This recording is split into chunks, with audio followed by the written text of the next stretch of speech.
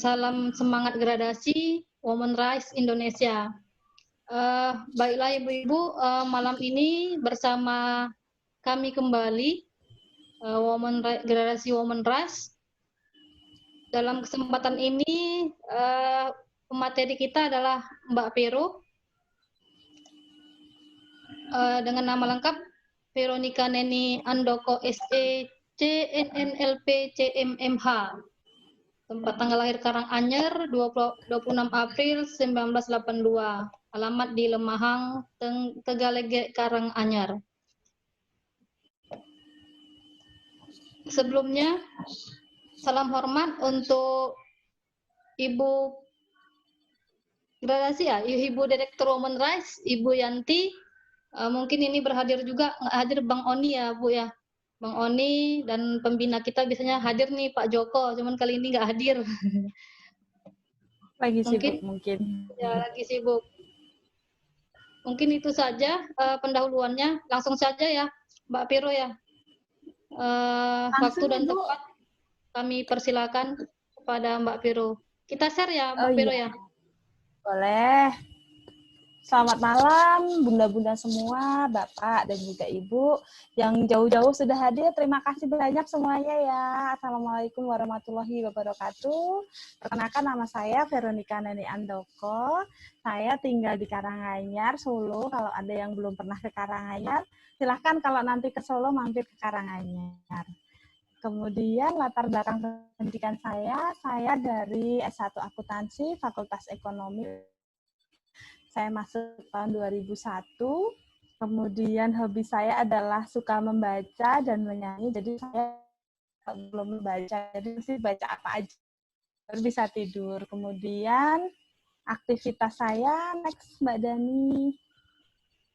Aktivitas saya aktif di saya sebagai fasilitator Google Women Wheel, kemudian saya juga aktif di kepengurusan ICSP, International Council for Small Business, Kabupaten Karanganyar, kemudian saya juga aktif di gradasi sebagai pengurus gradasi Kabupaten Karanganyar sebagai bendahara, kemudian saya juga diajak sama Bu Yanti untuk aktif di kepengurusan Women Rights yang nanti akan dibentuk, kemudian mungkin bisa di next slide-nya Mbak Dani. Sudah. Ya. Yang ketiga, ya. Kemudian, ya, saya di rumah usaha. Untuk saat ini saya fokus usaha di distributor besi sama baja ringan. Jadi saya nyetorin ke toko-toko besi gitu. Kemudian juga untuk jasa pemasangan atap baja ringan.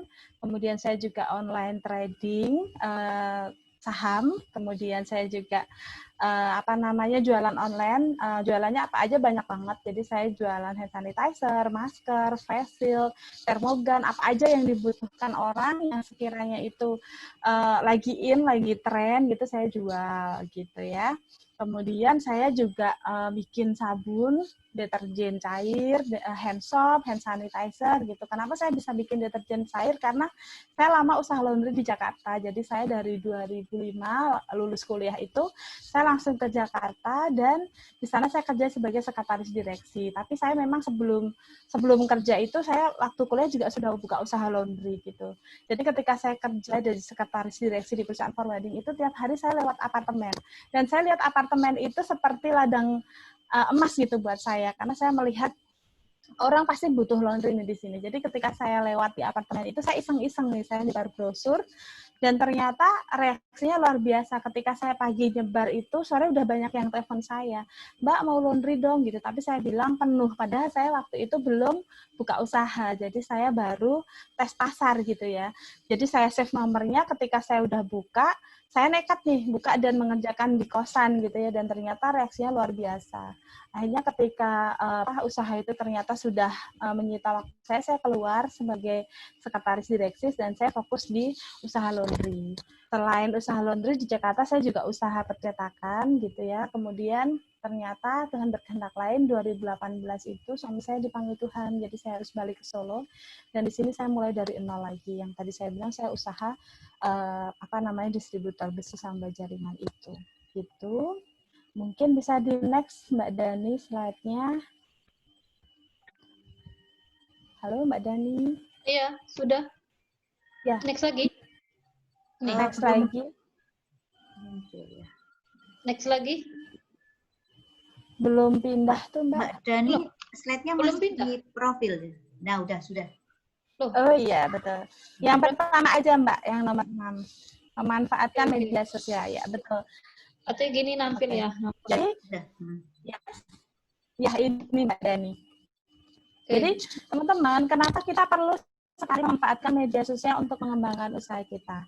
Karena kenapa media sosial? Karena dari 265 juta penduduk Indonesia itu 130 jutanya adalah pengguna media sosial. Jadi ini adalah pasar yang sangat potensial sekali gitu ya. Kalau dulu ketika kita mau usaha, itu kita harus bikin brosur, kemudian nyebarin brosur itu ke pintu-pintu atau dikasih ke orang-orang yang lewat gitu ya. Dan sekarang itu nggak perlu semua itu, karena semua orang itu sudah melihat media sosialnya lewat HP gitu ya. Semua orang sudah pegang HP dan mereka melihat ke media sosialnya, dan ini adalah peluang yang sangat penting sekali untuk kita memanfaatkan itu untuk mengembangkan usaha kita, mengenalkan produk kita sama orang gitu. Kita nggak perlu nyetak brosur lagi, kita nggak perlu bikin kartu nama lagi, nggak perlu sebar-sebarin ke mereka, itu hemat energi banget gitu loh. Ya. Nah, kemudian media sosial apa yang paling diminati orang? Yang pertama adalah Facebook, YouTube, kemudian Facebook. Kemudian yang kedua adalah aplikasi chat yang seperti WhatsApp, Telegram, WeChat, Line, dan lain-lain. Kemudian yang ketiga adalah Instagram dan juga Twitter. Next, Mbak Dani. Nah, apa itu media sosial? Media sosial, saya yakin di sini semua udah tahu banget apa itu media sosial gitu ya. Bahkan sudah pakai media sosial itu, tapi biasanya kan pakai media sosialnya itu cuma untuk berkeluh kesah atau curhat gitu ya, atau mungkin sekedar foto-foto selfie dan seterusnya. Nah, ini kita akan memanfaatkan media sosial itu untuk mengembangkan usaha kita. Sebenarnya media sosial itu apa sih? Media sosial adalah sarana yang memungkinkan pengguna untuk berinteraksi satu sama lain secara online. Baik kita membuat, bertukar, atau berbagi informasi dengan berbagai bentuk, baik itu foto, video, audio, dan lain-lain dalam sebuah komunitas virtual. Next, Mbak Dani. Oke. Nah, apa peran penting media sosial untuk usaha Anda? Yang pertama, kita mau membangun brand awareness. Nanti akan kita bahas brand awareness itu apa. Kemudian yang kedua adalah berinteraksi dengan pelanggan. Kemudian yang ketiga adalah kita mengedukasi pelanggan. Dan yang keempat, kita menawarkan promosi atau event. Oke, next, Mbak. Nah, kita akan membangun brand awareness. Membangun brand awareness itu seperti apa sih? Next, Mbak Dani. Ya, oke. Apa itu brand awareness? Jangan dulu, yang sebelumnya, Kak. Ya. Apa itu brand awareness? Brand awareness adalah kita membangun kesadaran pelanggan untuk mengenali karakteristik dari merek produk kita. Misalnya seperti apa nih? Contoh yang paling umum gitu ya. Saya contohkan merek yang sudah sangat umum sekali. Misalnya kayak kita ketika mau menyebutkan air mineral atau saya haus nih, saya mau beli Aquana, pasti akan langsung menyebutkan merek itu gitu loh. Karena apa? Karena orang sudah sangat mengenal sekali brand itu, sudah sangat melekat kalau air mineral pasti ke merek itu. Atau misalnya contoh yang lain adalah kita bilang pompa air. Nah, kalau di Jawa itu kan biasa kalau orang mau beli pompa air nih, misalnya ke toko bangunan gitu ya, kita minta pompa airnya, Pak minta sanyo gitu. Padahal maksudnya adalah pompa air. Atau kita ngidupin air nih, tolong dinyalain sanyonya. Nah, kayak gitu. Jadi itu adalah pelanggan itu sudah sangat kenal produknya, sehingga ketika dia menyebutkan itu, bahkan dengan merek yang lain pun akan menyebutkan merek itu gitu loh. Seperti itu. Nah, kita akan membangun produk kita, merek produk kita itu menjadi yang orang sangat kenal sekali, bahkan ketika menyebutkan merek yang lain dengan brand itu, dengan brand yang dengan produk yang hampir sama, mereka akan menyebutkan brand kita gitu. Nah, apa manfaat dari membangun brand awareness? Yang pertama, publik dapat mengenal lebih yang sebelumnya, Kak. Oke. Jadi kita publik itu lebih mengenal ciri-ciri atau karakteristik dari brand kita gitu, sehingga ketika mereka akan membeli pun juga akan meningkatkan kesetiaan pelanggan gitu. Kemudian kita juga akan meningkatkan minat pelanggan untuk membeli produk kita. Seperti itu. Oke, next. Next, Mbak Dani. Nah, bagaimana cara membangun brand awareness? Satu, kita akan memposting konten yang bernilai dan bermanfaat bagi follower dan target market kita. Misalnya seperti apa? Misalnya, ketika kita share nih, mungkin kita punya usaha ayam gitu ya misalnya. Nah, kita share apa manfaat dari, apa kandungan gizi dari ayam. Kemudian kita bisa share hal-hal yang memang itu akan menambah dari produk kita gitu, menambah manfaat dari produk kita gitu. Kemudian yang kedua adalah kita akan men-share konten yang bernilai sehingga akan menambah follower kita. Yang ketiga, seiring dengan bertambahnya follower, interaksi dengan pelanggan pun juga akan meningkat. Nah, kemudian kesadaran pelanggan akan brand tersebut pun akan meningkat gitu. Misalnya seperti apa nih kita membangun brand awareness? Oke. Misalnya saya punya toko kue kayak Bu Hani tadi gitu ya. Nah, kemudian saya syuting nih pembuatannya seperti apa. Oh, ini sangat higienis, bikinnya pakai masker, pakai penutup kepala, kemudian pakai sarung tangan gitu ya. Jadi orang melihatnya oh sangat higienis sekali. Jadi ketika dia akan membeli kue itu langsung kebayang oh merek rotinya Bu Hani tadi Anyelir gitu ya. Langsung dia memikirkan untuk membeli produk tersebut gitu. Nah, apa pentingnya berinteraksi dengan pelanggan nih? Yang pertama, pelanggan akan merasa lebih dekat dengan brand kita. Kemudian yang kedua, dapat meningkatkan pelayanan dengan mengerti kebutuhan pelanggan. Misalnya seperti apa? Oke, saya ingin roti yang nggak manis nih karena diabetes. Nah, misalnya seperti itu. Atau kita tahu kebutuhan pelanggan. Oh, ternyata pelanggan yang ini tuh pengennya roti yang agak lama nih masa nggak gampang expired. Misalnya kayak tadi Bu Hani itu bikin roti yang keripik gitu ya, brownies keripik gitu, misalnya seperti itu. Atau mungkin ketika saya bikin hand sanitizer, nah ada beberapa pelanggan yang mereka berharap ada hand sanitizer yang non alkohol gitu. Oke, dibuatkan yang seperti yang non alkohol gitu. Atau mungkin ketika saya bikin sabun, nah pelanggan pengennya sabun yang aroma stroberi. Nah, saya mengerti kebutuhan pelanggan seperti itu sehingga ketika mereka akan membeli produk kita juga mereka oh ternyata pilihannya banyak seperti itu.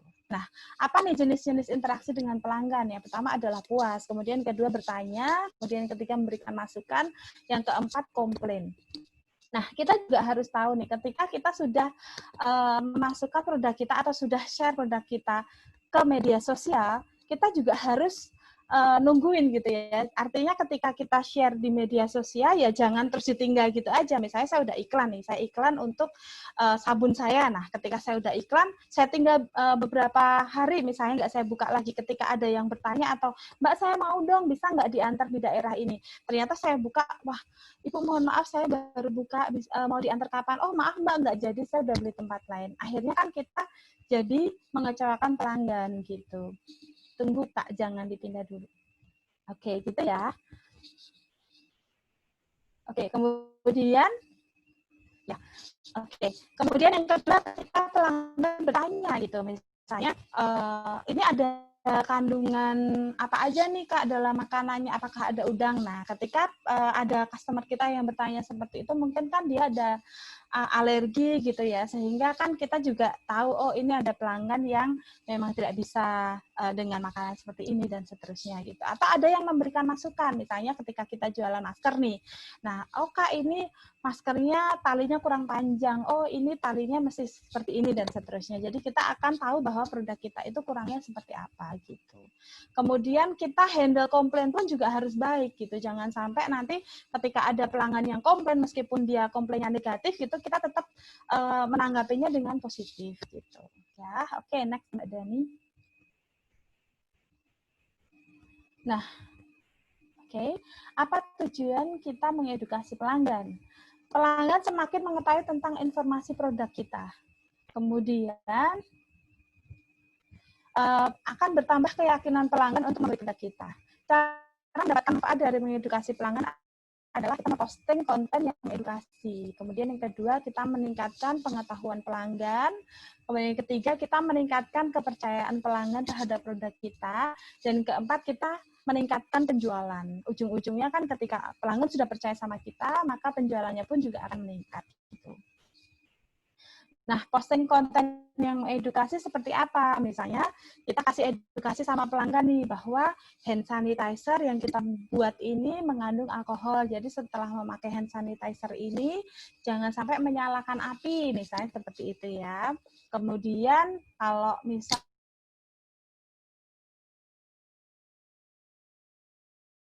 Oke, mungkin ketika kita pemasangan baja ringan, nah kita bisa memilihkan customer untuk memilih atap baja ringan yang ada pasirnya, sehingga air hujan itu terpecah gitu ya, jadi nggak akan berisik gitu kedengaran di ketika dipasang gitu, seperti itu. Kemudian kita meningkatkan pengetahuan pelanggan, misalnya seperti apa nih? Oke, mungkin ketika kita bisa mengedukasi pelanggan nih bahwa seperti tadi Bu Hani ya, itu roti ini benar-benar dibuat dari fresh gitu, bukan dari roti yang sudah kemarin lalu dibikin ini gitu ya. Jadi kita bisa mengedukasi pelanggan bahwa ini benar-benar dibuat dari bahan pilihan, bahan yang fresh, bukan dari bahan yang recycle gitu. Nah, kemudian yang keempat,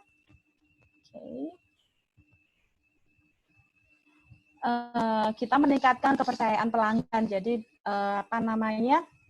pelanggan akan semakin percaya dengan kita itu dengan kita memposting konten-konten yang mengedukasi pelanggan. Oke, next Mbak Dani.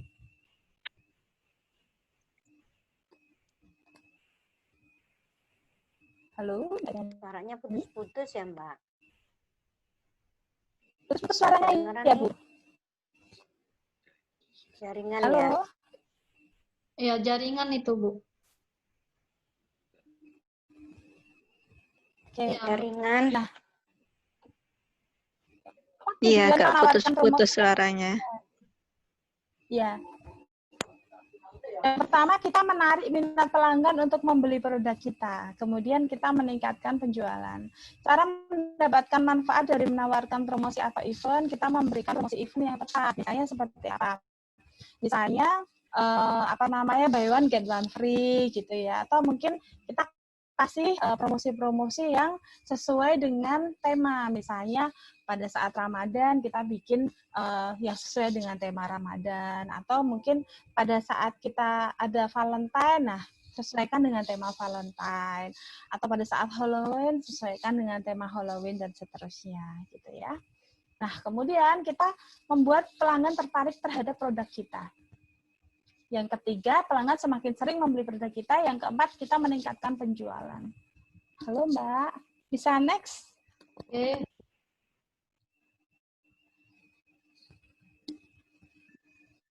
Oke, jenis media sosial apa nih yang kita manfaatkan untuk mengembangkan usaha kita? Yang pertama adalah YouTube. Kenapa YouTube? Belum banyak yang tahu bahwa ketika kita punya channel YouTube itu seperti kita punya media televisi sendiri. Seperti punya media televisi loh ya, bukan cuma TV yang ada di rumah ya. Jadi kita punya media televisi sendiri, kita nggak perlu bangun jaringan, nggak perlu bikin menara, nggak perlu punya studio yang besar, nggak perlu punya karyawan yang banyak, nggak perlu punya tempat syuting yang juga banyak, kita nggak perlu mengurus perizinan untuk punya media televisi gitu ya. Kita cukup punya channel YouTube aja, punya Gmail, kemudian bisa bikin channel YouTube, kita sudah bisa siaran. Apa yang kita share di situ, kita bisa memperkenalkan produk kita, kita bisa memperkenalkan usaha kita ke dunia luar gitu, tanpa harus kita susah payah gitu untuk punya televisi sendiri gitu, dan bahkan gratis gitu ya. Bahkan ketika kita punya follower yang banyak, subscriber yang banyak, kita bisa dapat iklan dan bisa dapat penghasilan juga dari situ gitu. Nah, kenapa YouTube juga? Karena videonya bisa berdurasi panjang, kemudian kita bisa siaran langsung atau live streaming. Dan yang bisa kita lakukan di YouTube tuh banyak. Kita bisa membuat kanal YouTube untuk produk kita, kemudian pelanggan mengikuti kanal YouTube melalui tombol subscribe. Kita bisa membuat, misalnya kita usaha baju gitu ya, atau ada koleksi baju, kita bisa bikin fashion show sendiri di situ. Misalnya kita punya toko kue, kita bahkan bisa menunjukkan ini loh cara membuat kue kita seperti ini. Kita bisa bikin kreasi-kreasi di situ, sehingga ketika orang melihatnya juga mereka akan percaya dengan apa yang kita tawarkan gitu. Misalnya karena mereka melihat pembuatan yang sangat higienis, melihat pembuatan yang kelihatan sangat lezat banget gitu, sehingga mereka juga akan tertarik untuk membeli produk kita gitu. Ya. Kemudian kita dapat membuat playlist untuk menyesuaikan video sesuai dengan tema. Yang keempat, kita dapat memposting berbagai macam jenis video seperti video review produk terbaru atau video testimonial pelanggan. Seperti itu. Oke, next, Mbak Dani. Nah, yang kedua, Instagram. Saya yakin ibu-ibu, bapak-bapak semua di sini juga sudah tahu ya, sudah banyak yang menggunakan Instagram. Tapi mungkin belum banyak yang menggunakan Instagram dan juga YouTube untuk membuat katalog produk kita. Jadi kita akan memanfaatkan Instagram dan juga YouTube itu sebagai katalog untuk produk kita dan juga sebagai company profile untuk perusahaan kita gitu. Kalau dulu ketika kita membuat company profile kan harus nyetak gitu ya, harus mahal sekali biayanya, bikin buku untuk company profile, kemudian bikin katalog untuk semua produk-produk kita. Sekarang nggak perlu, kita cukup upload di Instagram dan juga di Facebook kita. Mungkin kalau misalnya kayak saya ada usaha percetakan gitu ya, saya upload undangan A, undangan B, undangan C dan seterusnya dengan berbagai bentuk. Saya sertakan bentuknya, modelnya, bahannya, kemudian harganya gitu ya. Kemudian saya kasih untuk kodenya gitu ya. Jadi ketika orang melihat itu, oh Mbak saya mau dong bikin undangan yang kodenya ini nih, yang harganya segini, yang bahannya seperti ini, seperti itu. Gitu. Nah, kemudian apa yang bisa kita lakukan di Instagram? Banyak banget. Kita bisa membuat akun Instagram untuk produk kita. Kita dapat mengikuti akun Instagram melalui tombol follow. Kemudian kita dapat membuat video pendek dengan fitur Instagram Story. Kita juga dapat memposting berbagai macam jenis konten seperti foto produk, tips, dan lain-lain ya. Kemudian kita bisa menyukai foto dengan tombol like, kemudian bisa membuat foto, video singkat, Instagram Story, bahkan siaran langsung atau live streaming. Oke, next Mbak. Saya yakin di sini semua udah bisa ya untuk Facebook dan juga Instagram gitu, cuman tinggal dimaksimalkan aja. Nah, khusus untuk Facebook nih, sekarang Facebook kan agak ketat ya, jadi kita nggak bisa langsung jualan via Facebook kita. Jadi kalau kita mau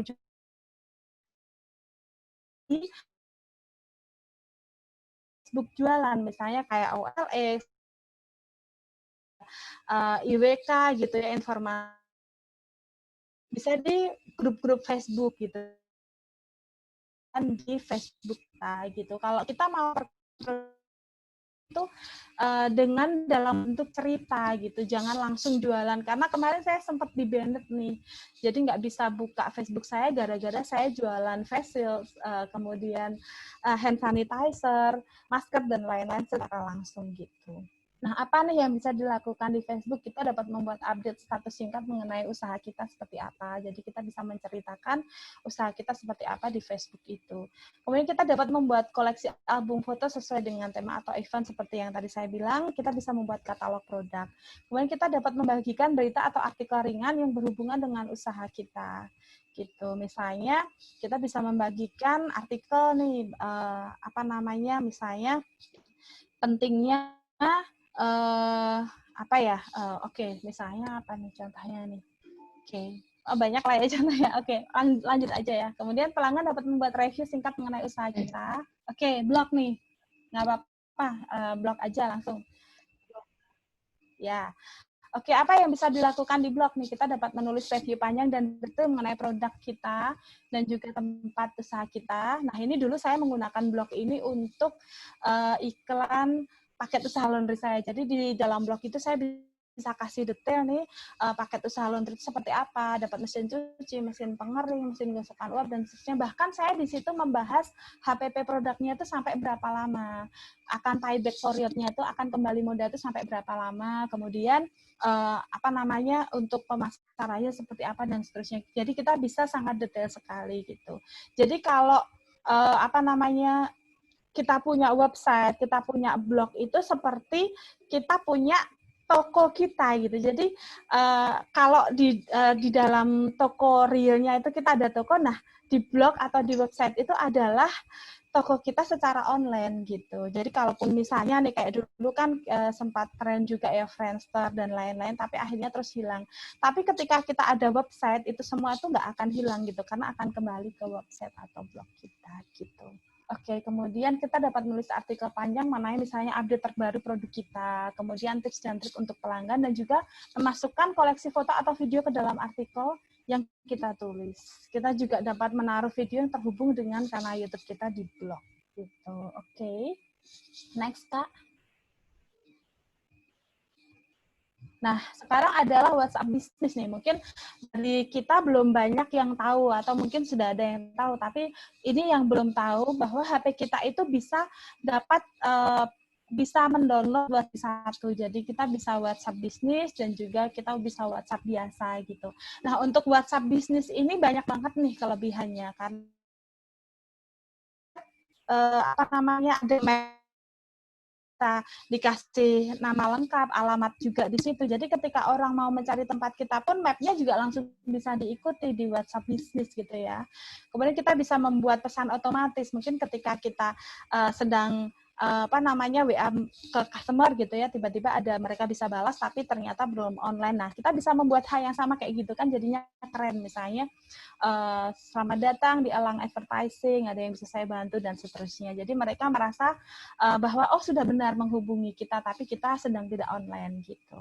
Oke, kita ada fitur untuk balas cepat juga di WhatsApp bisnis, kemudian bisa menjadi katalog produk yang kita jual juga. Jadi di situ akan muncul di settingannya, nanti teman-teman bisa lihat di situ, itu kita bisa membuat apa yang sudah kita share, itu bisa dilihat terus sama customer gitu loh. Jadi nggak harus setiap kita share satu-satu gitu ya, tapi kita bisa langsung share di situ dan tersimpan. Ketika ada customer yang ingin melihat-lihat pun bisa melihat di katalog WhatsApp bisnis kita gitu. Kemudian terdapat analisis data interaksi pelanggan, kita juga bisa pakai nomor perusahaan atau kantor gitu. Kita juga bisa menandain di situ bahwa ini customer baru, ini customer yang biasanya PHP nih, gitu bisa juga.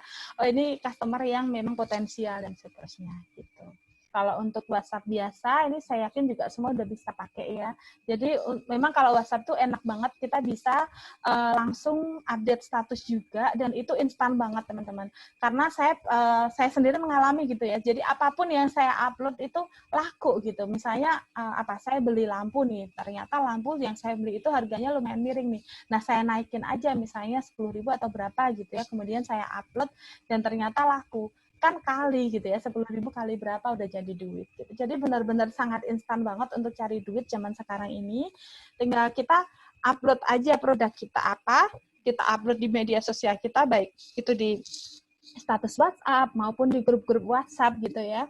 Kemudian di status Facebook, di status Instagram, di YouTube, di pokoknya semua media sosial kita, dan saya yakin itu nggak akan sia-sia gitu. Oke, untuk WhatsApp itu cara penggunaannya mudah ya, bisa kirim gambar dan narasi lebih mudah dan cepat. Kemudian nomor telepon tersinkron secara otomatis. Kemudian kita bisa backup chat atau obrolan gitu. Bahkan saya nih, kalau misalnya ada customer yang sudah lunas atau sudah bayar, nah otomatis di WhatsApp-nya tuh langsung saya tulis lunas gitu. Ya, kemudian dapat membatalkan pengiriman pesan juga kalau kita salah. Kemudian ada satu rumus nih, penulisan WA kalau kita jualan, misalnya kita share di grup-grup WA itu bisa pakai WA.me/62 dulu, diawali dengan 62, baru kemudian nomor telepon kita, dan dengan begitu nanti otomatis customer akan langsung klik gitu, akan langsung klik di nomor itu dan akan langsung masuk ke WhatsApp kita. Gitu. Oke, next Mbak.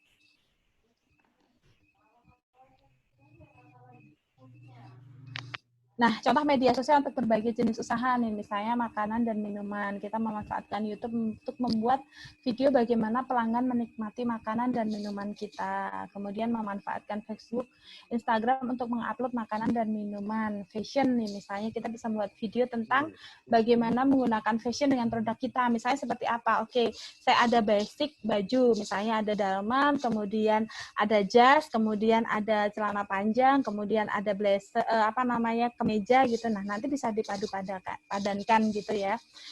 Pakai dalamannya diganti dengan blazer yang ini, diganti shawl yang ini, dan seterusnya gitu. Jadi bisa membuat fashion show sendiri dengan memanfaatkan YouTube gitu.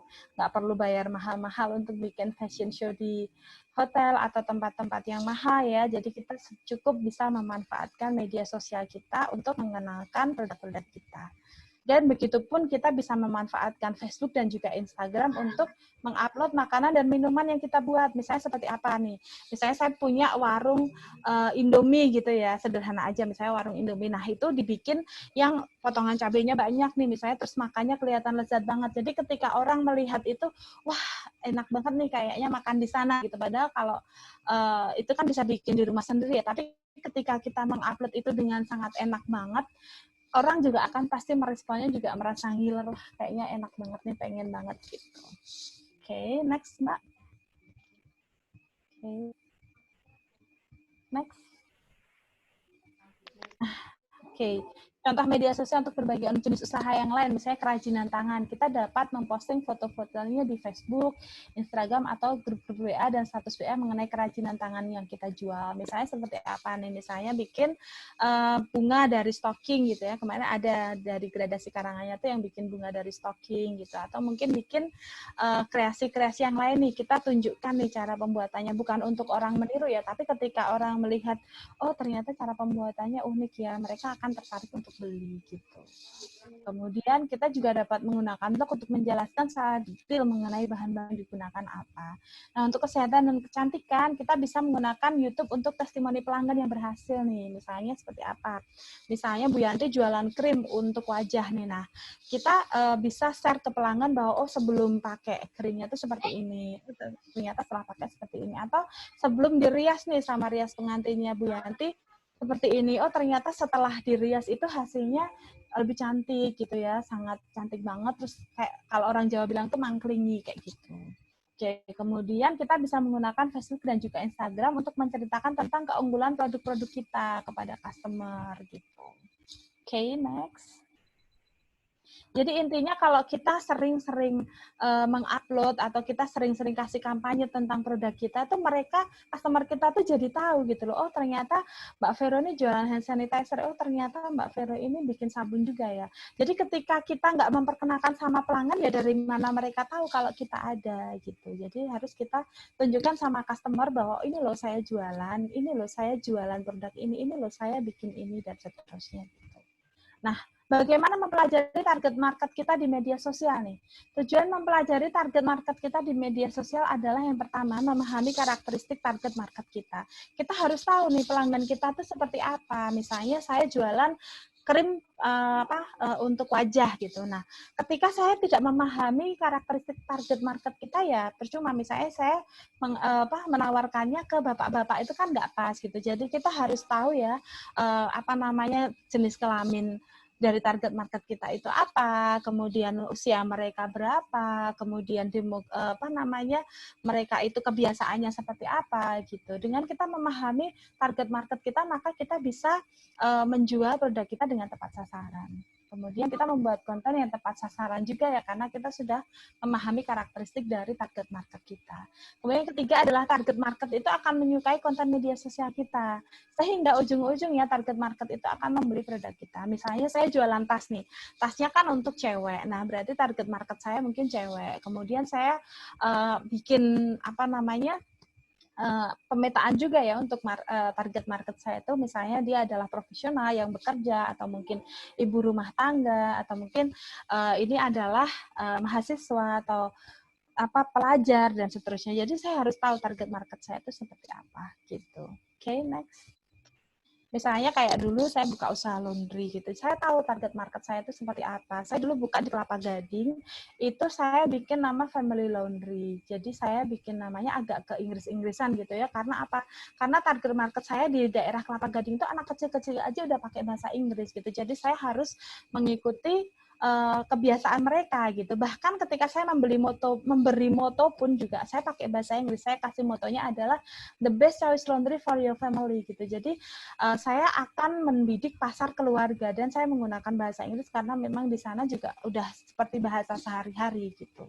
Kemudian yang saya bidik adalah pasar keluarga, jadi bukan untuk rumah sakit atau apa, tapi saya membidik pasar keluarga. Makanya the best choice laundry for your family. Gitu. Kemudian bagaimana mengetahui ciri-ciri dari target market kita? Yang pertama tadi ya, seperti yang saya jelaskan, jadi kita mengidentifikasi demografi.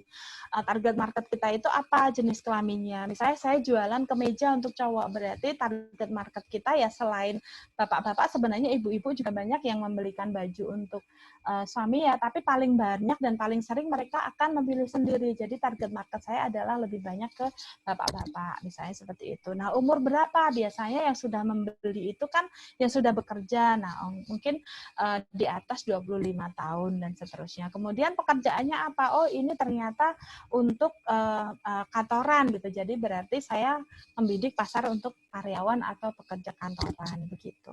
Oke, next. Nah, bagaimana cara mengetahui ciri-ciri target market yang kedua? Kita memahami karakteristik dari target market kita. Gaya bahasa mereka seperti apa, kemudian brand favorit mereka seperti apa, konten favorit seperti apa. Penting sekali media sosial yang biasa mereka tuh ada di mana gitu. Misalnya saya jualan nih, ternyata yang saya jual itu kebanyakan di Facebook, tapi saya jualannya di Instagram. Kalau di Instagram itu kan lebih ke anak muda gitu ya. Kalau untuk di Facebook itu hampir semua umur seperti itu. Atau saya jualannya di misalnya di grup WhatsApp nih.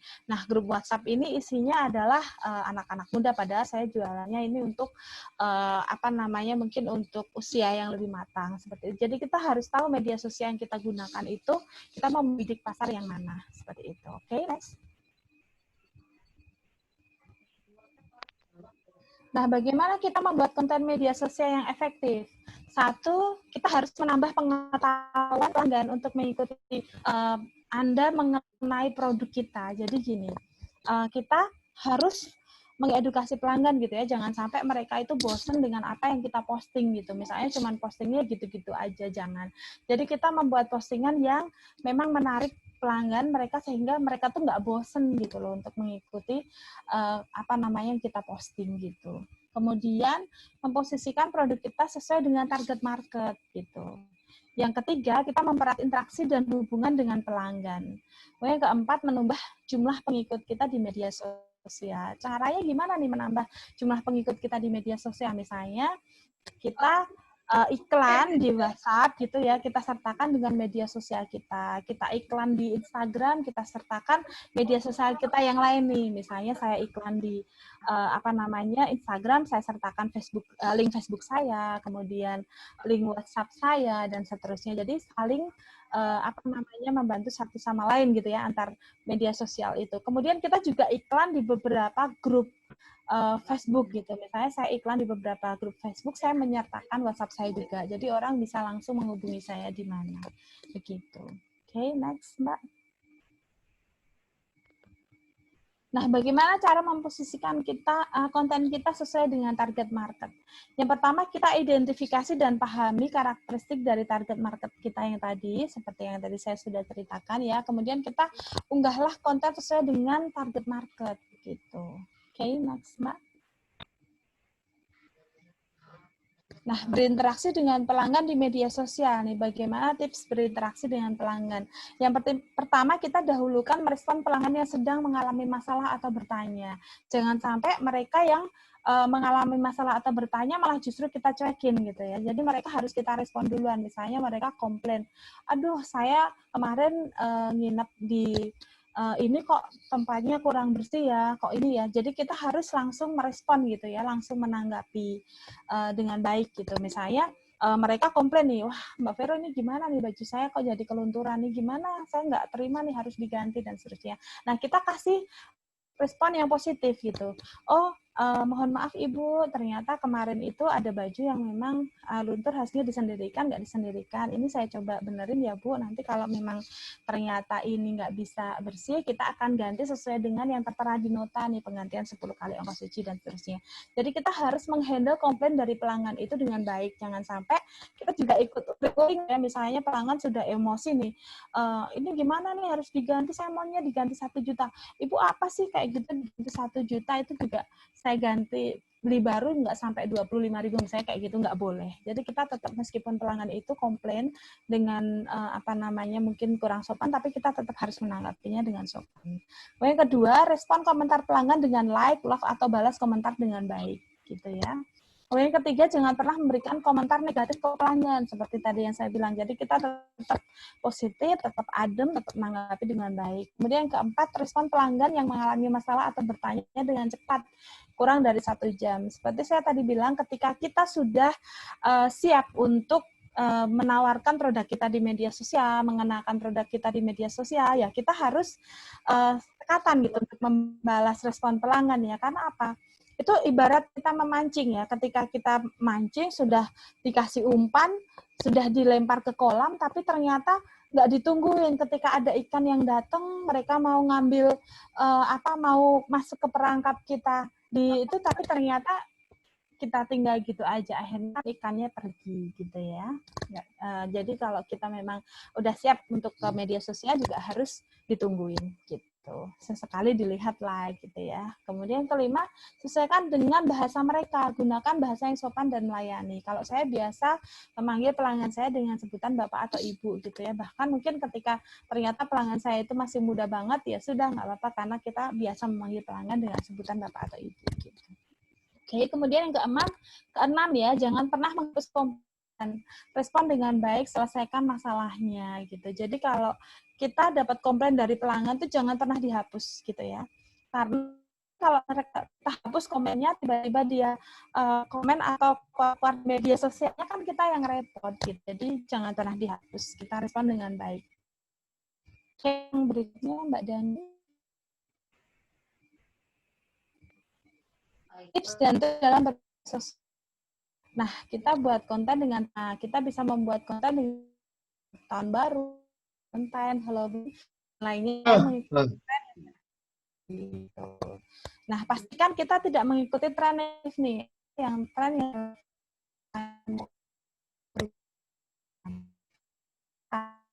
sudah istilahnya kita sudah salah, nah itu akan mengakibatkan orang juga udah meng-adjust kita menjadi negatif gitu.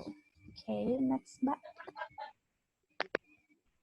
Nah, kita fokus kepada kualitas konten nih dibanding kuantitas. Jadi ketika kita membuat konten, fokuslah ke konten yang tepat untuk user dan juga kualitas konten yang bermanfaat dengan format yang benar. Kemudian kita memanfaatkan juga aplikasi untuk mengedit foto dan video supaya konten terlihat lebih menarik. Kita juga bisa memanfaatkan aplikasi untuk mengedit foto dan video di smartphone agar konten terlihat lebih menarik. Contohnya kita menggunakan kamera 360 gitu ya. Kemudian bisa juga misalnya saya habis bikin kue nih, nah kemudian saya foto nih di antara rumput-rumput gitu ya. Nggak apa, kita belajar fotografi aja. Atau misalnya mau bikin produknya itu dilihat lebih menarik gitu, kita cukup membuat video mini misalnya kayak kursi, kemudian dikasih tutup yang kelihatan putih semua gitu ya. Jadi ketika di foto itu fokusnya adalah ke produknya itu sendiri gitu. Oke, next.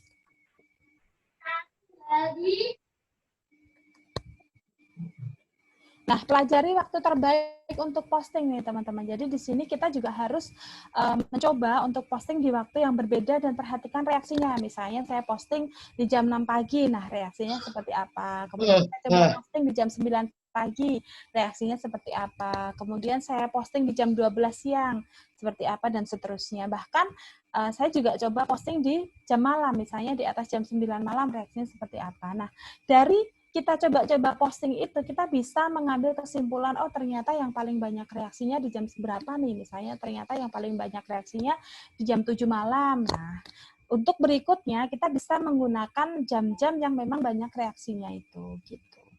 Nah, ini minggu berikutnya posting sesuai dengan interaksi tertinggi di hari tersebut ya. Kemudian yang ketiga adalah ikuti aktivitas target market kita dalam memposting. Misalnya untuk target market ibu rumah tangga gitu, misalnya bisa dicoba di jam 10 atau jam 2 karena anak-anak sedang sekolah gitu.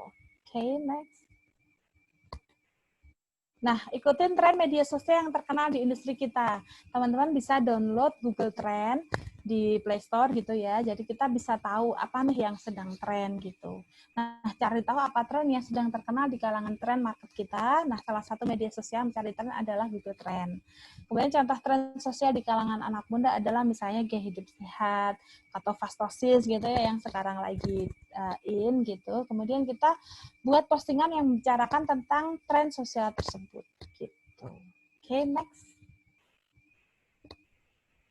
Nah, kita gunakan popular hashtag nih. Selalu gunakan hashtag ketika kita memposting. Kenapa harus pakai hashtag gitu? Karena hashtag itu akan optimalkan postingan-postingan kita supaya ketika orang mencari, misalnya saya bikin wedding organizer. Nah, ketika saya memposting wedding organizer saya kasih hashtag nih, wedding organizer Solo misalnya seperti itu. Jadi ketika orang atau calon pengantin yang akan mencari wedding organizer, dia mengklik di Google search gitu ya, dia menulis wedding organizer, maka dia akan masuk ke postingan kita yang di media sosial gitu, baik itu di blog, baik itu di Facebook kita, di Instagram kita gitu.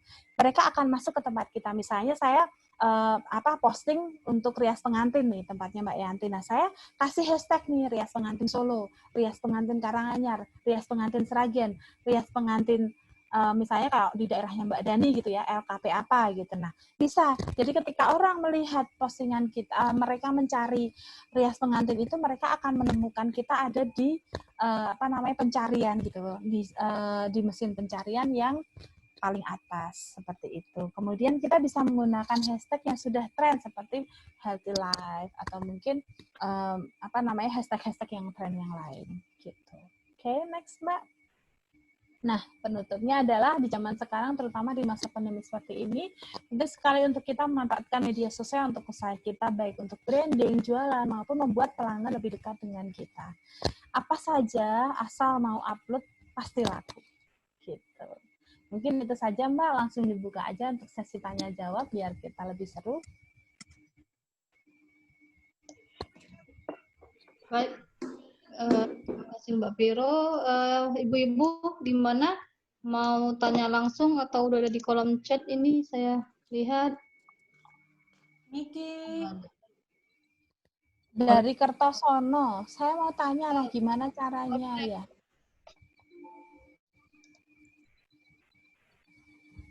Halo. Kan saya dari ini Mbak Vero. Ya. Rindang Maria. Kenalkan, saya Rindang dari LKP Pix Kertosono. Saya mau tanya, gimana caranya nge-branding di bidang jasa? Tolong kasih contoh.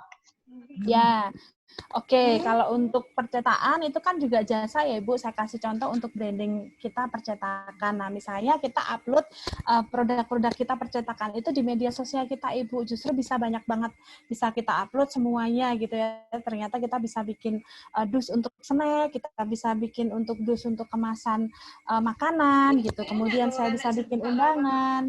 Saya bisa bikin kaos, saya bisa bikin gantungan kunci, bisa bikin mug. Nah, semua produk yang pernah kita bikin itu kita masukkan ke situ. Misalnya jasa jahit gitu ya, Ibu ada jahit. Nah, baju semua yang sudah dibikin itu diupload Ibu ke media sosial. Ini pernah bikin baju seperti ini, pernah bikin baju kebaya, pernah bikin baju blazer, pernah bikin baju celana panjang dan seterusnya gitu. Jadi bisa kita uploadnya misalnya apa nih usahanya kamu di kamar depan Tondo.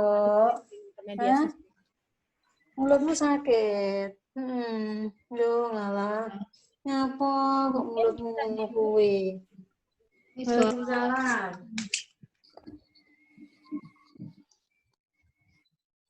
Nah, lanjut, Mbak. Ya, oke lanjut. Ada lagi pertanyaan? Gimana Ibu? Mau langsung, ini Ibu Juantin LKP Karina, silakan Bu. Silahkan Bu.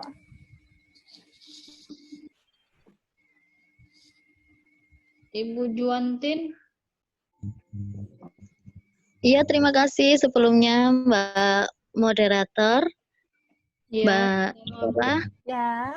Ini, Mbak Vera, langsung saja saya mau bertanya terkait dengan pelanggan, masih terkait dengan pelanggan ya Mbak Vero. Ya. Ini untuk biasanya saya kan menurut pengalaman saya kan berjualan lewat Facebook ya. Ya. Kemudian ada customer bertanya masalah harga, terutama masalah harga. Nah, ini lebih baik harganya ditampilkan atau biasanya kan check in box Mbak gitu. Seperti itu Mbak Vero, gimana cara menyingkapinya gitu loh untuk masalah harga. Ya. Seperti itu Mbak Vero. Kalau saya Ibu, kayak saya lebih senang to the point. Jadi saya ketika share suatu produk itu saya sertakan dengan harganya. Kenapa? Supaya nggak banyak pertanyaan gitu. Jadi mereka sudah lihat harganya. Kalau mereka memang setuju, baru mereka akan menghubungi kita gitu. Tapi kalau mereka cuman hubungin kita terus tanya harga terus nggak jadi, itu kadang-kadang kan juga suka wasting time gitu ya Bu. Tapi kalau kita sudah mencantumkan harga, itu mereka akan langsung melihat dan setuju dengan harga kita, baru mereka menghubungi kita gitu. Nah, dilemanya di sini Mbak Vero. Nah, untuk kalau kita mencantumkan harga untuk kompetitor kita itu harganya bersaing dengan kompetitor gitu loh takutnya Mbak Vero. Betul. Memang kadang seperti itu Ibu. Akhirnya kan jadi saling menjatuhkan harga gitu ya. Seperti itu Mbak Vero. Ya, kalau mereka mungkin ada yang seperti ini misalnya, Mbak Vero di sana saya dapat harga segini loh, kok di tempat Mbak Vero dapat harganya segitu.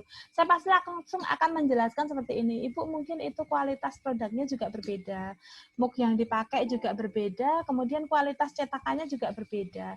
Kalau di tempat kita ini kita jamin Ibu awet, cetakannya juga awet, kualitasnya juga bagus. Nah seperti itu, jadi kita harus memperkenalkan ke pelanggan, ke calon customer itu harus meyakinkan ke mereka gitu bahwa ini produknya tuh lebih bagus dari pesaing kita, seperti itu Ibu. Berarti intinya kita harus pede sama produk kita ya Mbak Vero ya. Betul Ibu. Kalau bukan kita yang pede, siapa lagi yang akan memperkenalkan produk kita Ibu? Siapa lagi yang akan membanggakan produk kita gitu kalau bukan kita? Gitu. Seperti itu ya. Terima kasih, maaf ini kameranya saya off kan. Nggak apa-apa. Ya, terima kasih Bu Yanti, Mbak Vero, Mbak Dani. Oke. Lagi yang mau bertanya? Ya, lanjut Bu. Boleh izin bertanya Bu? Ya. Devina PSP. Iya, Bu Devina, usahanya apa Ibu? Baik Bu, kami dari LPKP Lentera Cendekia Cemerlang, Kota Batam. Oh iya. Ya, jadi selama pandemi ini kita beralih ke pelatihan online begitu. Iya. Nah, saya tertarik dengan penyampaian dari Bu Vero tentang waktu terbaik untuk posting begitu. Iya. Nah, jadi cara yang kami lakukan adalah 4 kali posting Bu di dalam satu hari. Misalnya jam 7 pagi. Jam 7 pagi itu kan sebelum orang bekerja. Iya. Nah, kemudian jam 12 siang. Jam 12 siang itu kan ketika istirahat ya Bu ya. Nah, kemudian jam 4 sore ketika selesai sholat asar dan jam 8 malam tuh. Jadi sebelum istirahat. Nah, menurut Ibu seperti apa dan bagaimana begitu? Iya, sudah bagus Ibu. Jadi sudah bagus sekali ada jadwal untuk posting-postingnya gitu ya. Jadi kan customer juga kita manage dengan baik gitu. Yang penting juga adalah menanggapi dari customer seperti apa gitu. Jadi kita terus mendengarkan keinginan pelanggan seperti apa gitu Ibu. Itu sudah bagus Ibu untuk diposting di beberapa jam itu. Bagus. Nah, biasanya apa aja ini Bu yang diposting?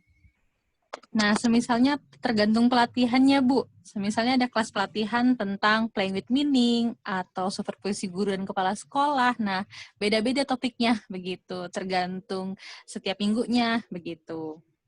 Iya. Sudah bagus Ibu sudah melakukan promosi ke grup-grup Facebook gitu. Facebook juga, jadi biasanya kita ke WhatsApp Story, Instagram, dan Facebook. Lalu untuk pribadi juga sih begitu. Selain dari si akun dari pelatihannya begitu, Bu. Iya, sip, bagus Ibu. Sudah maksudnya ke Facebook jualan gitu Ibu, seperti Facebook komunitas gitu. Karena itu sangat efektif sekali, Ibu. Komunitas juga ya, dan jualan-jualan juga nggak apa-apa ya Bu ya? Iya, nggak apa-apa. Jadi semakin banyak komunitas yang kita ikutin, itu akan semakin banyak yang membaca kita dan semakin banyak yang tahu produk kita gitu. Bu, mohon izin satu lagi Bu, yang untuk popular hashtag. Nah Bu menyampaikan 3-5 hashtag ya Bu, itu maksimal. Nah, jadi yang saya tahu tuh adalah semakin banyak hashtagnya, itu akan memungkinkan untuk memunculkan pencariannya begitu. Ya, betul. Saya tertarik, Bu, yang sampai 3 sampai 5 hashtag. Boleh dijelaskan tidak, Bu? Kenapa sih maksimal 3 sampai 5 hashtag begitu? Apakah seperti apa atau bagaimana gitu? Ya, pertama mungkin lebih optimal aja Ibu, jadi juga nggak terlalu nyepam juga gitu loh. Kalau kita terlalu banyak hashtag juga kan kelihatannya juga nggak enak dilihat gitu Ibu. Jadi kalau 3 sampai 5 aja udah cukup. Ya, Baik, ada terima lagi kasih, Bu. Makasih Bu Davina. Ya, Terima kasih kembali, terima moderator. kasih Bu. Lanjut Ada lagi Ibu sebentar. Eta Silalahi, langsung aja Bu. Ibu Eta. Halo. Iya, Ya, sebentar saya nyalain. iya Ibu. Malam, Mbak. Iya, dari Medan.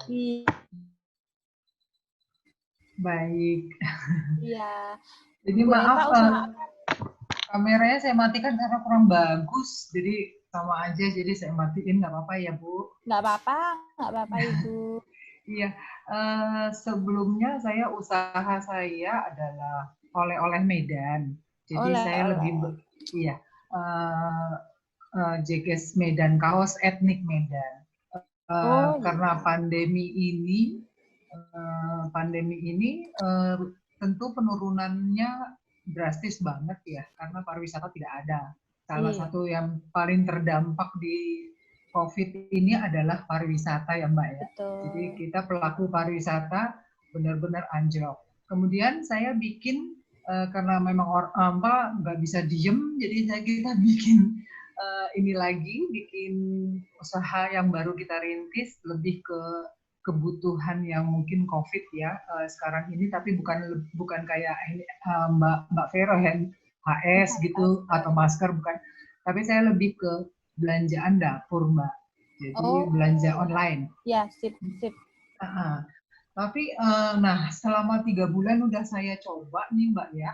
Iya. Pengikut saya banyak Mbak, di Instagram saya main, kemudian di Facebook saya main, tapi like-nya itu kemudian yang munculnya atau interaksinya tuh kurang. Gimana ya Mbak ya cara menyikapinya? Oh gitu. Tapi udah coba jualan di grup Facebook juga ya Ibu? Oh belum, memang saya hanya baru di wall aja. Oh gitu. Kemudian di Instagram setiap kita pakai link ya Mbak ya, akun terkait itu. Jadi ketika kita posting di Instagram otomatis masuk ke FB. Jadi mungkin saya cuma pakai yang seperti itu Mbak. Oh iya, jadi sekarang mungkin dimaksimalkan juga untuk nge-tag teman-temannya Ibu. Dengan Ibu nge-tag temannya kan otomatis teman-temannya dari teman Ibu juga akan melihat postingan Ibu. Sehingga mereka juga akan mengenali produk Ibu gitu. Bisa like juga dan bisa komen juga di situ. Mungkin izin dulu sama teman-temannya Ibu gitu ya. Ambil beberapa teman-teman yang atau langsung aja, biasanya mereka kalau memang sudah mengizinkan maka mereka juga akan langsung masuk ke wall mereka juga gitu Ibu. Saya sih biasanya begitu, jadi saya nge-tag beberapa teman yang memang saya udah biasa tahu, oh ini nggak masalah nih, Mbak ini nggak masalah, si A si B nggak masalah gitu. Jadi saya nge-tag mereka. Selain itu saya juga share juga ke beberapa grup jualan di Facebook, kayak misalnya kalau di Solo itu ada OLX Solo, OLX Karanganyar gitu ya, kemudian info warga Karanganyar, kemudian ada beberapa grup-grup jualan yang memang gratis Ibu, kita bisa jualan di situ, boleh, nggak apa-apa Ibu jualan di situ. Semakin banyak grup yang kita ikuti, semakin kita memperkenalkan produk kita sama pelanggan, itu pelanggan akan semakin tahu gitu loh, oh ternyata ada produk ini toh, oh ternyata ada produknya Bu Eta atau ada kaos etnik Medan toh, seperti itu gitu Ibu. Jadi kita bagikan ya, kita bagikan ke komunitas ya Mbak ya. Komunitas, bahkan kita juga bisa kasih link Facebook kita ketika kita iklan di beberapa WhatsApp Bu, misalnya kita iklan di beberapa grup WhatsApp gitu kan, nah kita sertakan link media sosial kita. Jadi ketika mereka mau melihat atau pengen lihat koleksi kaos Ibu misalnya, saya pengen lihat koleksi kaosnya, Ibu nggak perlu fotoin satu-satu atau kirim gambar satu-satu, tapi Ibu cukup kasih link media sosial Ibu ke mereka biar kepoin sendiri Ibu, biar lihat-lihat sendiri gitu.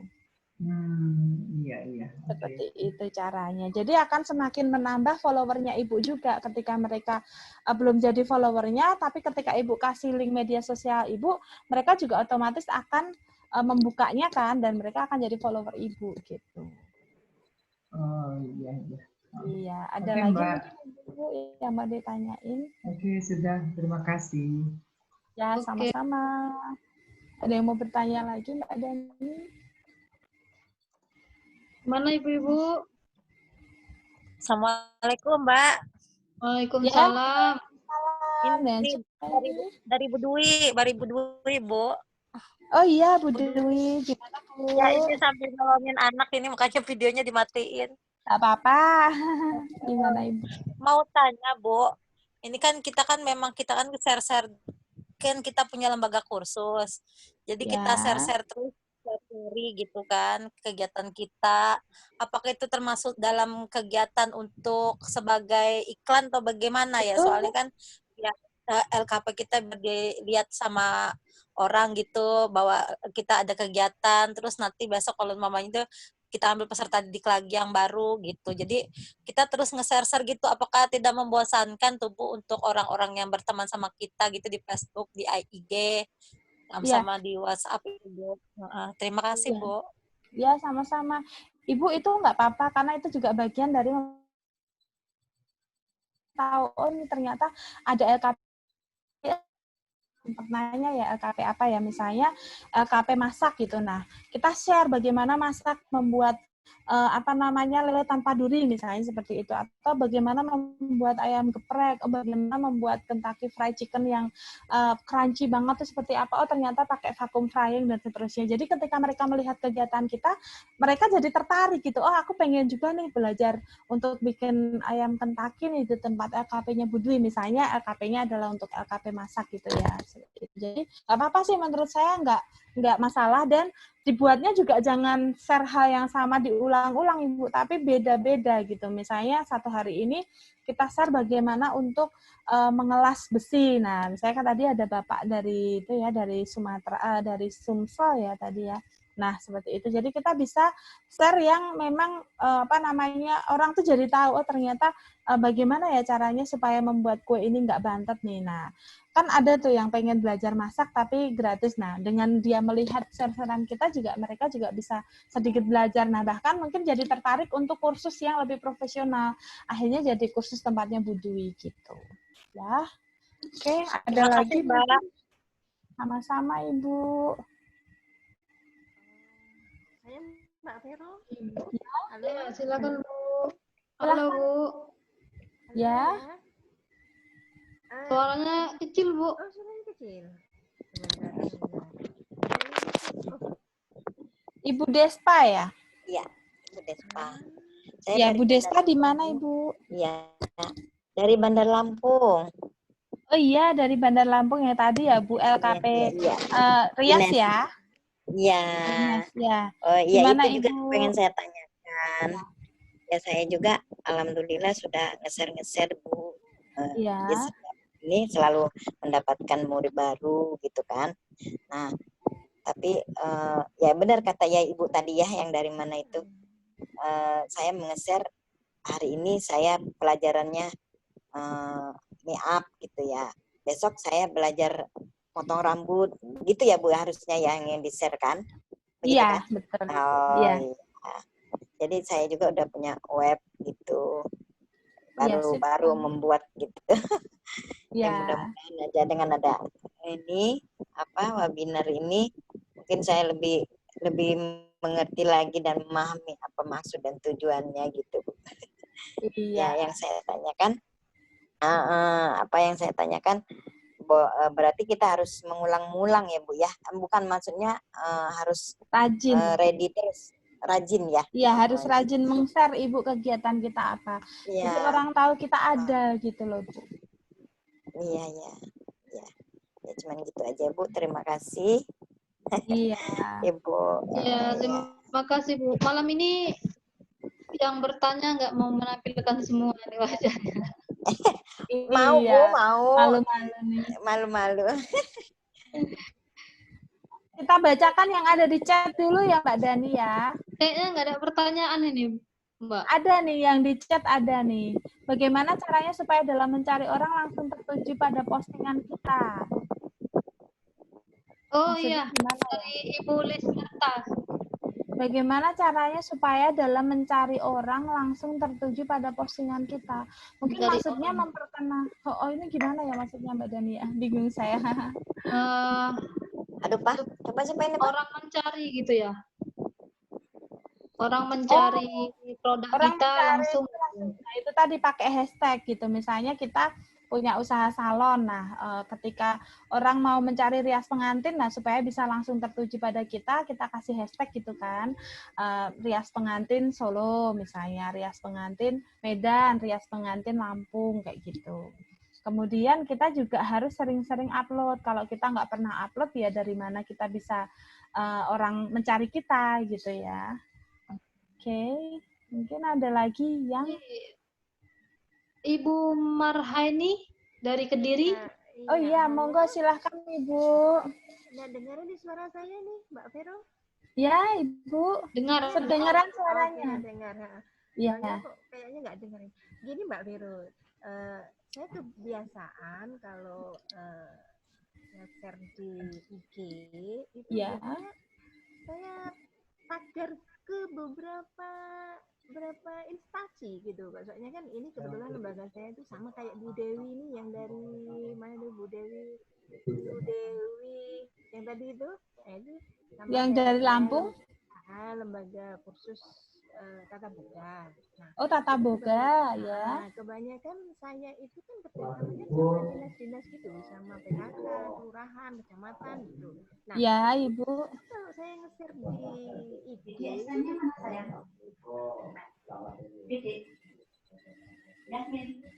suaranya nggak kedengeran Ibu. Di ini Bu, di unmute. Suaranya nggak kedengeran Ibu. Udah. Oke, udah. Biasanya saya kalau posting di IG itu langsung saya tag ke beberapa instansi. Jadi karena saya itu seringnya kerjasama dengan kayak kelurahan, kecamatan itu, jadi di IG itu saya tag dana desa, terus kecamatan, kelurahan, dinas dinas apa itu kayak dinas tenaga kerja dan semua itu banyak gitu. Nah tadi Mbak Vero menyampaikan kalau bisa itu maksimal 5 gitu ya. Iya Mbak Vero. Hashtag. Iya, hashtag.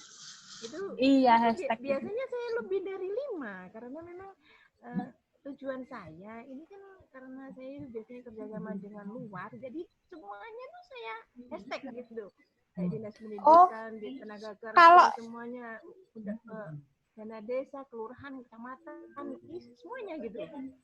Ya, kalau hashtag itu sebenarnya lebih ke postingan kita Ibu. Jadi lebih ada ya hubungannya dengan postingan kita gitu loh. Supaya apa? Supaya ketika orang mau mencari hal yang sama dengan postingan kita itu mereka akan menemukan kita gitu. Kalau Ibu nge-tag-nya dana desa ya di-tag, kemudian semuanya di-tag lah nanti jadinya nggak fokus gitu loh Bu. Gitu, padahal tujuan saya tuh biar semuanya mengena gitu. Ya, justru gitu Ibu. Jadi ketika kita membuat hashtag itu tujuannya adalah ketika orang mencari kita di Google itu akan menemukan kita yang berhubungan dengan postingan yang akan mereka cari. Kalau nggak ada hubungannya dengan postingan itu, malah jatuhnya nggak akan fokus gitu loh. Jadi misalnya gini, misalnya saya bikin kue nih, kayak Bu Hani tadi di Purwakarta kan, bikin kue ulang tahun, kue brownies. Nah, ketika membuat hashtag itu bikin kue ulang tahun Purwakarta. Jadi ketika orang mencari di Google Search, saya mau mencari kue ulang tahun di daerah Purwakarta, mereka akan masuk ke media sosial kita gitu loh. Nah, ketika saya posting kue ulang tahun tapi saya nge-tag-nya ke hal yang lain kan percuma jatuhnya. Mereka mencarinya kan kue ulang tahun Ibu, bukan yang lain gitu loh. Jadi fokus ke tempat apa yang kita upload. Misalnya Ibu LKP nih, LKP-nya Tata Boga gitu kan. Di daerah mana Ibu? Kediri, Jawa Timur.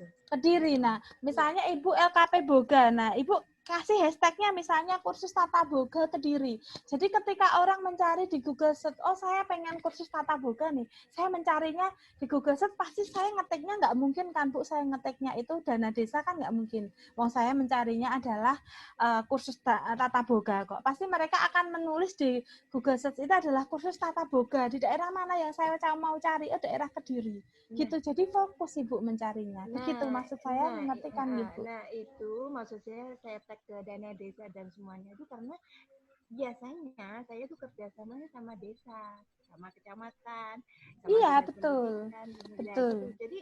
Jadi karena di situ kan ada dana khusus untuk keterampilan masyarakat gitu ya, kayak iya. CAR apa gitu ya.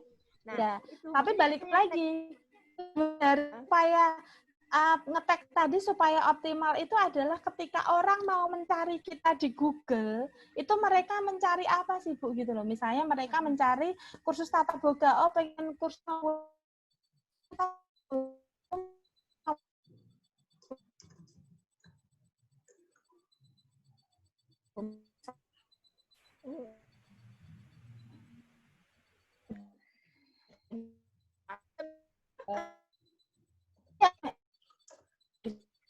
ya tujuan dari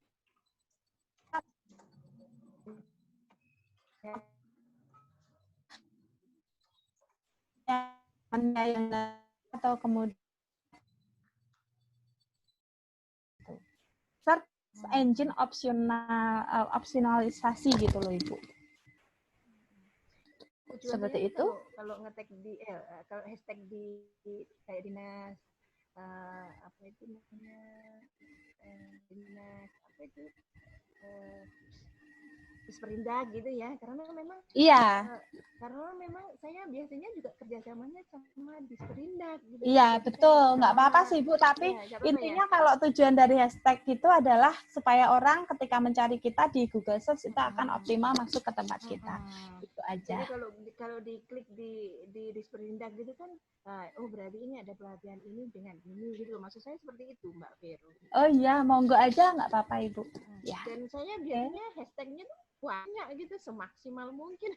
Oh gitu, iya. Kurang optimal Ibu. Oke Mbak Vero. Ya, makasih.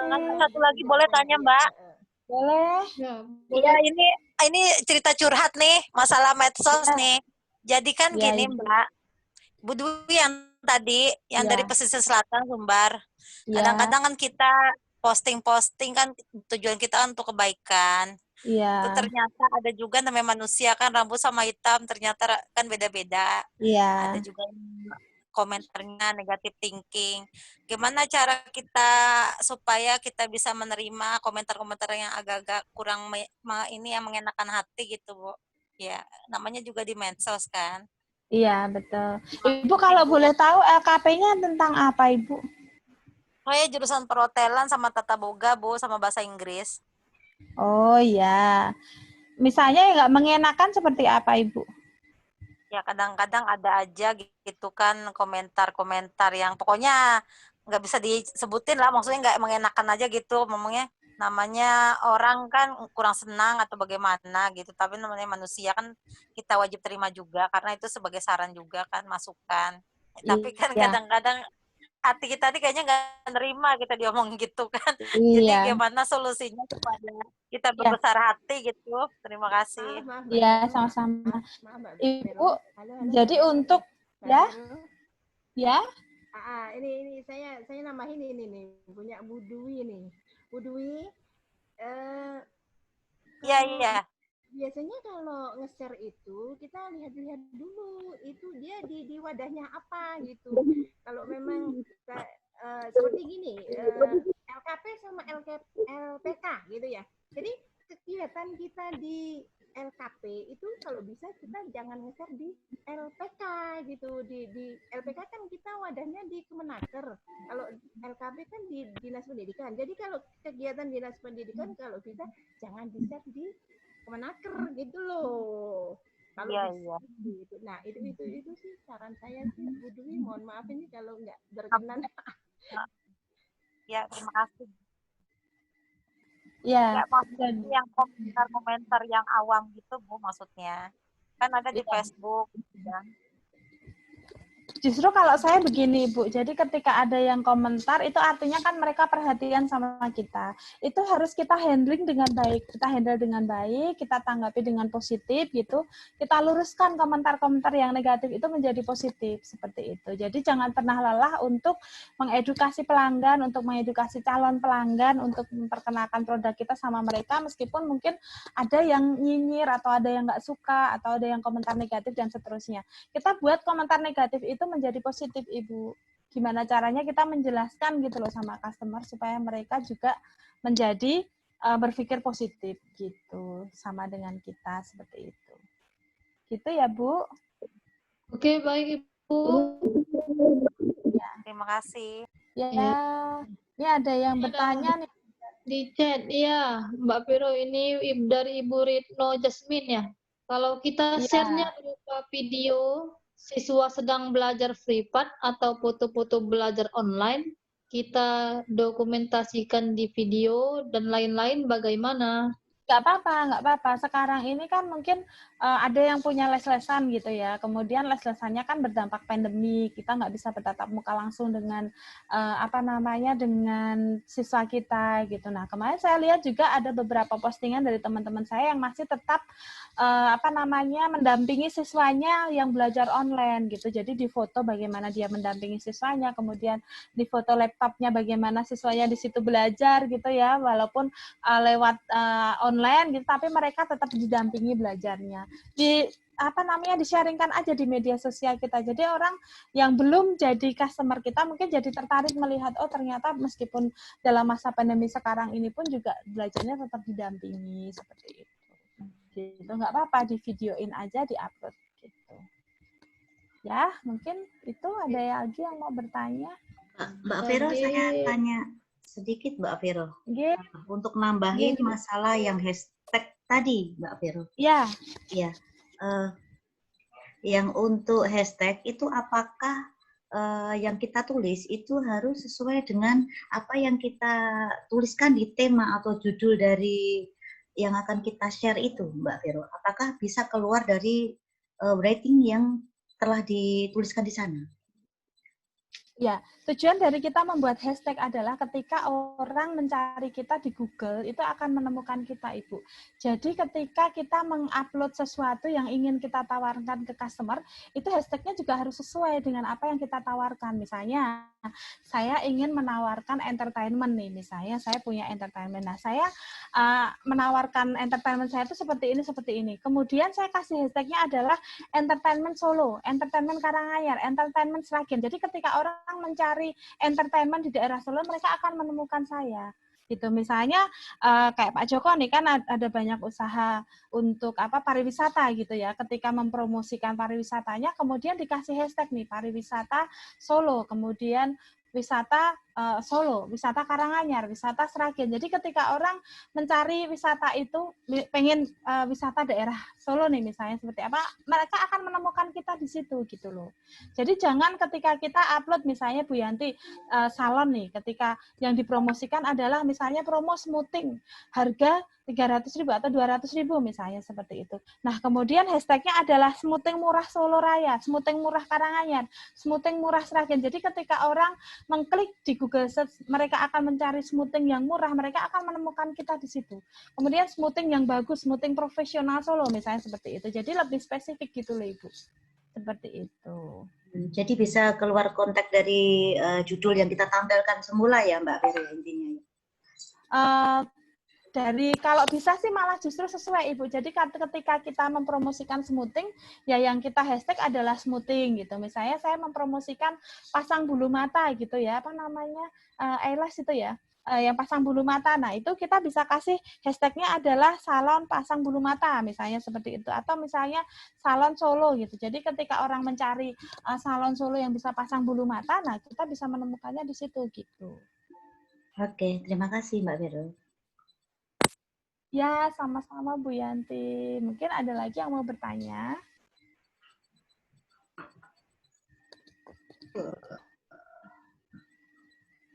Sudah habis ya Mbak yang bertanya ya? Ya, di chat belum ada. Gimana Ibu? Iya, ini sudah jam 9 mungkin. Kalau sudah tidak ada pertanyaan bisa closingnya mungkin. Baik, langsung saya tutup aja ya, Bu. Ya. Iya.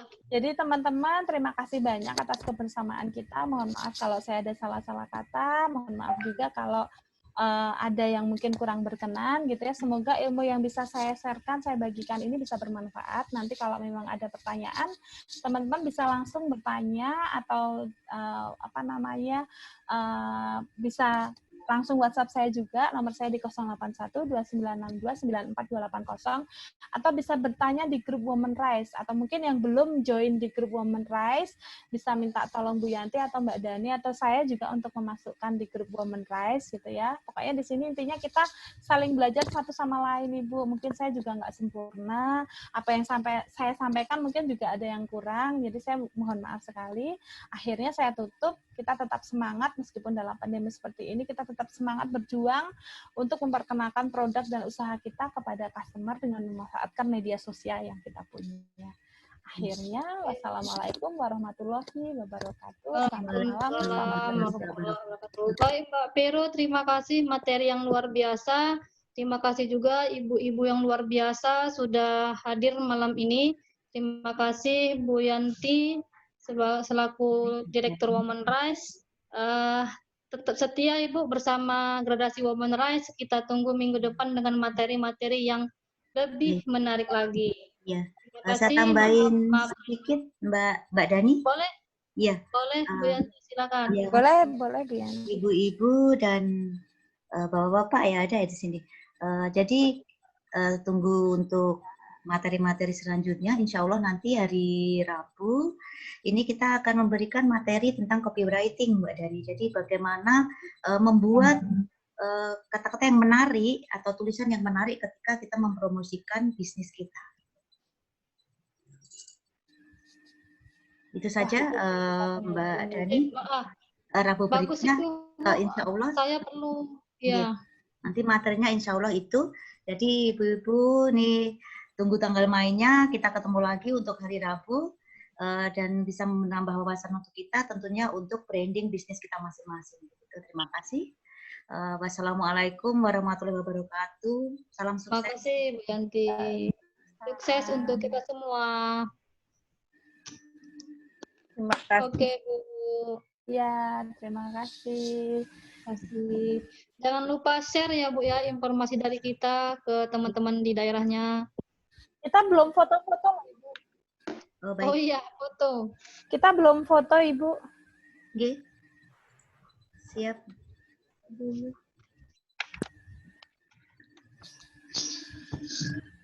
Saya foto ya.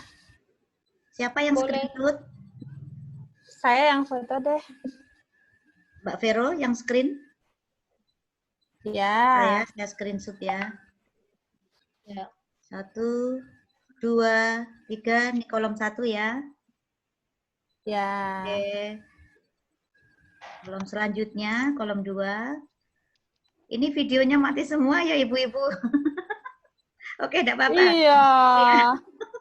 Ya, siap. 1, 2, 3. Iya, sudah. Kita cuma 2 kolom. Ini Bu Vero dan kawan-kawan, juga Mbak Dani. Dan saya pribadi ucapkan terima kasih pada Bu Susi Hani yang tadi keripik apa tadi Bu? Keripik brownies. Brownies keripik. Yang telah memberikan partisipasinya kepada kita semua. Mungkin nanti kita bisa berbagi keripiknya, Bu. Begitu. Boleh. Terima kasih. Selamat malam. Wassalamualaikum warahmatullahi wabarakatuh. Waalaikumsalam warahmatullahi wabarakatuh. Kalau ke Sumatera ongkos kirimnya berapa?